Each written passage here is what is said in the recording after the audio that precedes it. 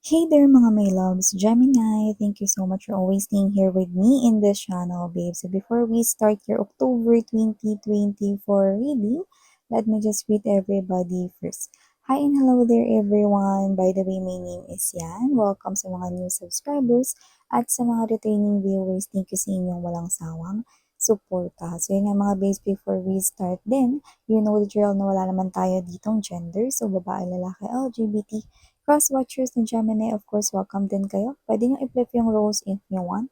And at the end of the day, you always have your free will with you na free nyong gamitin anytime, anywhere. So, piliin nyo lang yung mga messages na feeling connected kayo mga babes at leave naman ang the rest para naman sa iba. So, yun nga mga babes, no, before we start, baka hindi nyo pa knows, meron pa po tayong other channel.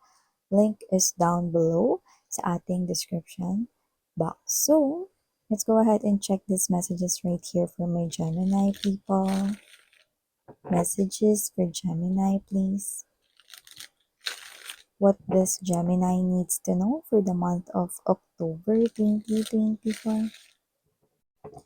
Gemini for the month of October 2024, please. What this Gemini needs to know.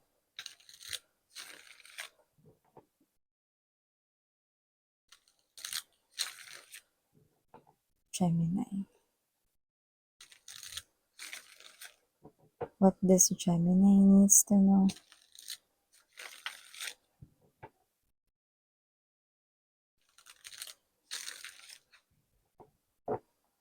Okay, so let's go ahead and check these messages here for you guys.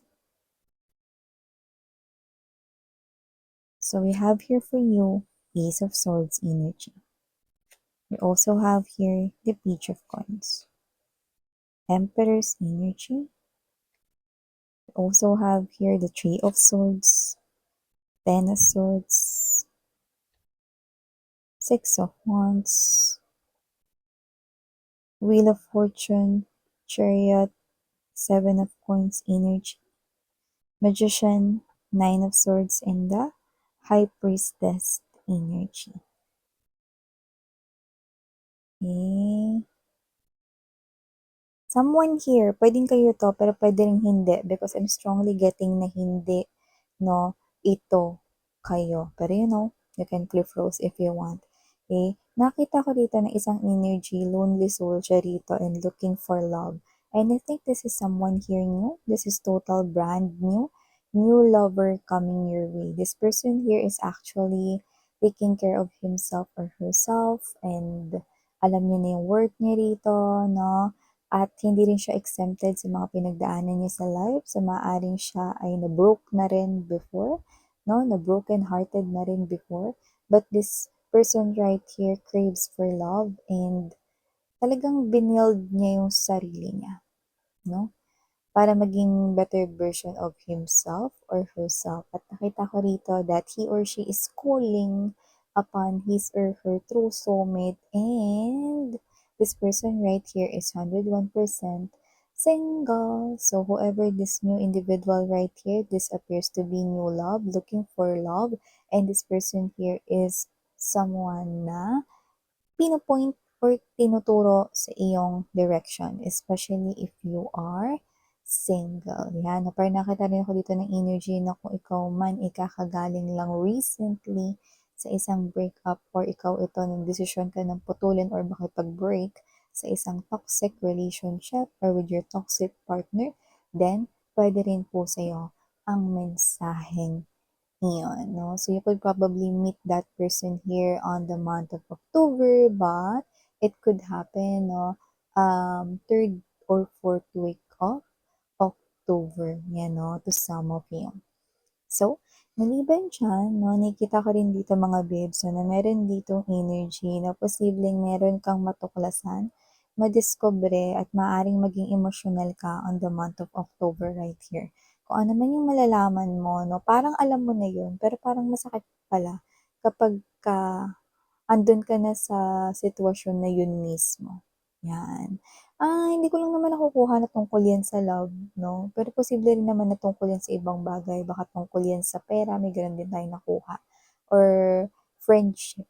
Yan, no? Yung nakita natin dito. Yan, just take how this resonates, 'no, pero alam mo na yun, pero masakit pa rin pala 'pag nanggaling mismo dun sa tao or 'pag nalaman mo na talaga, 'no, 'pag nangyari na talaga sa'yo in person, 'no. So, gano'n yung nakita ko rito. It's like a preparation right here na pinaghahanda kayo rito na i-ready ninyo ang inyong, mental, 'no, ang inyong emotions, 'no, before this thing happens because it's definitely different, 'no. But you're expecting this already. It's just that, 'no, mas maapektuhan ka kasi magkaiba yung iniisip mo lang, 'no, kaysa dun sa nangyayari na talaga totally, 'no, or in reality. So, maliban diyan, Gemini, nakita rin ako dito ng energy kung saan meron na ditong isang person na parang nag-play ng mind game sa inyo. Puwedeng pinaglaruan ng feelings ninyo, puwedeng naging options kayo when it comes to his or her suitors, manliligaw or mga, what's this? Yeah, I'm getting that word victim, 'no? So, maaaring, this person right here could be naging part ka ng kanyang collection, 'no. So, non-committal siya rito at hindi ko nakikita na nagseryoso siya when it comes to love. Possible na, younger siya sa inyo by age pero puwedeng immature lang talaga. This person here, 'no, na naging on and off and, hot and cold sa pakikitungo sa inyo before, 'no, whether naging kayo or kahit hindi, basta nag-throw siya sa'yo ng red flag situations before. Possible na pinaasa ka niya, 'no, pa-fall, 'no, ta's hindi naman naging kayo or nung naging kayo na posible naman siyang umalis at nakipagkalas sa inyo. Iba nga hindi pa nagpaalam dito, 'no, at eto siya. 'No, maaaring makita niyo siya ulit 'no, this October 2024 'no, kasi intensyon niya talaga na makipag-communicate sa'yo, 'yan 'no. Pero ikaw 'to nawalan tayong dapat pag-usapan, Ace of Swords energy, 'yan 'no. Kaya puwedeng tantanan mo na ako, 'yan 'no. Pero nakikita ko dito mga babes 'no, that for a lot of them, talagang makikipag-communicate sila sa inyo ulit 'no. Pero alam mo hindi ko nakikita na huhut-hutan kayo nito ng pera or whatever 'no, parang ano siya, more likely bored yung energy niya, parang nabo-boring siya ngayon. Kung meron man siyang mga ibang kausap kasi malabong wala, eh. Kung meron man siyang ibang mga ka-chat, kausap rito 'no, hindi niya sinerseryoso rito. Parang naghahanap siya rito ng kalinga, ng taong papansin sa kanya 'no, yung interesting daw 'no. So, maybe this person here finds it interesting or sine-search niya yung bagay na interesante daw. Eh, kung magpakatino kaya siya, baka mas maging interesante ang love life niya, 'di ba? So, don't fall for this person's tricks once again. This person is heading towards your way, okey? Huwag mo siyang hayaan na maka-connect sa'yo. Hmm, if you, uh, if you can block this person here, if you know his or her social media accounts, then you can do it.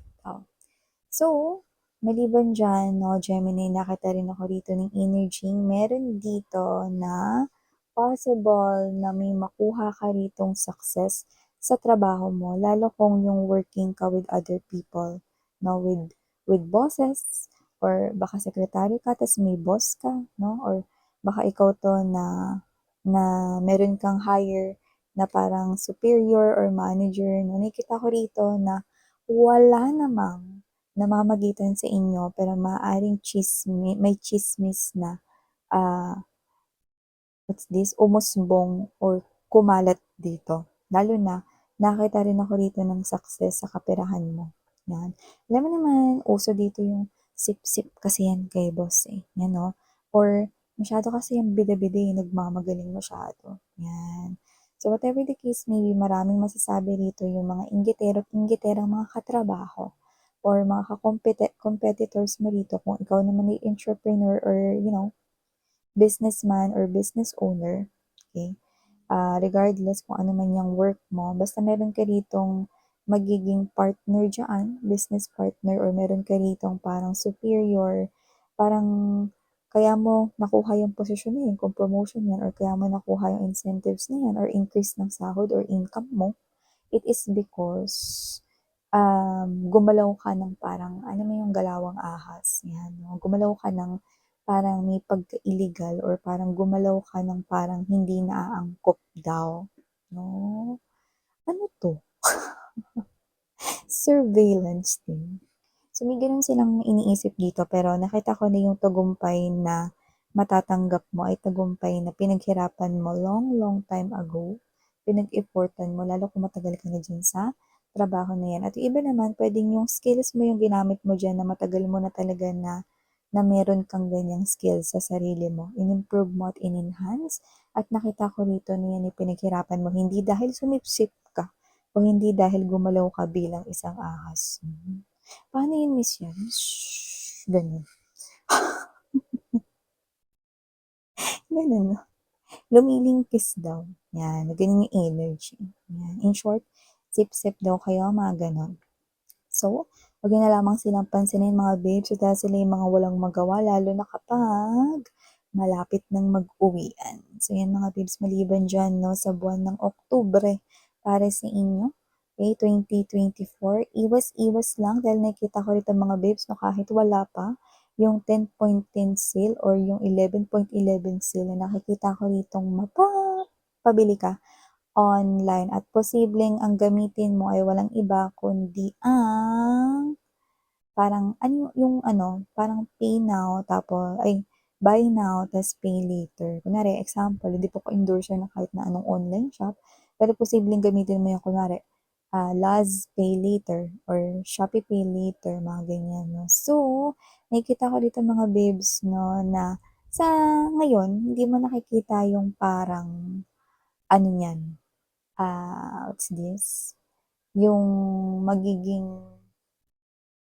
circumstance 'no, kapagka ginawa mo na 'yan. Kasi parang sa'yo, okey lang kasi hati-hati naman yung bayad dito, installment naman bla bla bla 'no.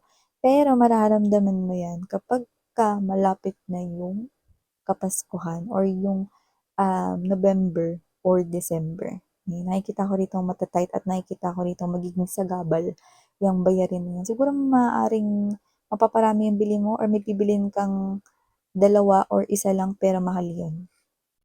'Yan, So, pag-isipan mong mabuti 'no, kung kaya naman mag-intay niyan 'no, ihuli na lamang 'yan mga babes 'no. Kasi posible rin kasi may paggamitan kayo rito ng pera, nakita ko 'yan 'no, ta's hindi 'yun yung hindi niyo nakita. So, maliban diyan, Gemini, nakita rin ako dito ng energy 'no, na mas magandang tumahimik na lang, 'yan 'no. Merong sitwasyon 'no, sa October na parang gigil na gigil ka na at gustong-gusto mo ng magsalita pero ang payo sa'yo rito, tumahimik na lamang. 'Yan 'no. So, ano ibig mong sabihin miss 'yan? Hahayaan ko na lang na gano'n, na bla bla bla bla bla bla bla bla. 'Yan. Dito mga babes, kailangan ninyong, isaisip at isabuhay yung this too shall pass 'no, padaanin niyo lang 'yan. Kahit na buwisit na kayo, 'wag na 'wag kayo ritong magagalit at 'wag rin kayong magpapadala sa init ng ulo. 'Pag naramdaman niyong mabubwisit na kayo mga babes 'no, ipaling ninyo ang inyong atensyon, manood na agad kayo ng nakakatawa or yung naiisip ninyo na parang para lang ma-distract yung isipan ninyo, bakit miss yan hahayaan ko 'to. Kasi una sa lahat, 'pag nag-deal ka diyan, nagalit ka, negative emotions na rin yun, 'di ba? So in short, madudugtungan pa yan, maa-attract mo pa yung iba't ibang mga negative na mga situations na kahawig niyan, 'di ba? So, iniiwasan natin 'yun. Pangalawa, lumalabas na hindi yan importante kaysa dito sa maririnig ninyo. Bakit kailangan niyo magtimpi dito? Simple lang, magician energy.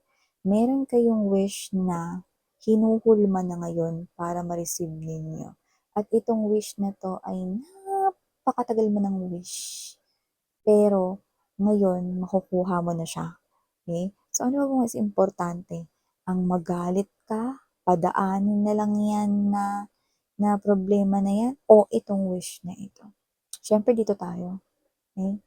Para magtuloy-tuloy na yung pagdating niyan sa buhay ninyo, para talagang makuha niyo yan antimano. Kasi kung magpapadala kayo, hindi kailangan paglaban ko 'to, nagigigil ako dito, "Halika dito, dalian mo 'no, umiiksi yung manggas ko sa'yo, eh, ano, itong kamao ko gusto na kitang suntukin, eh." 'Di ba, may gano'n. So, pigilan niyo yung mga babes 'no, kasi dito 'no, kailangan niyo lang mag-inhale, hinga malalim na 'no, tapos exhale 'no. Kasi 'pag nakuha niyo yung wish niyo na ito 'no, naku sinasabi ko sa inyo, doble-doble pa yung mare-receive ninyo 'no. Kailangan niyo lang dito na kumalma. May mga bagay na dapat padaanin na lang tayo 'no, at huwag ng magbigay pa ng atensyon doon. Last but not the least, message right here, nakikita ko rin dito mga babes 'no, na meron ditong kakausap sa'yo dito ng masinsinan 'no, meron siyang magandang offer na sasabihin sa'yo. For some reason, hindi ka naman niya pinipilit 'no, tatanggapin mo yung offer na yun, pero maganda, sounds good yung offer na yun. Pero parang marami kang bagay na sanga-sangang maiisip after mong marinig yan. So nakikita ko na iisipin mo pa rin yan at magpapatuloy mo pa rin yang maisip hanggang sa pagpasok din ng 2025. Okay lang mga babes 'no, kung sakali lang kasi na parang magbago yung isip mo 'no, at tanggapin mo, kontakin mo yung tao na yan 'no, ano man yung offer na yan 'no, okay lang kasi makakapag-intay yung offer na yan 'no, up until the first quarter of 2025. Take your time, pag-isipan mo lang ng mabuti. So ayan, thank you so much mga babes for your time here, Gemini. Sharing your love and light. Ayan.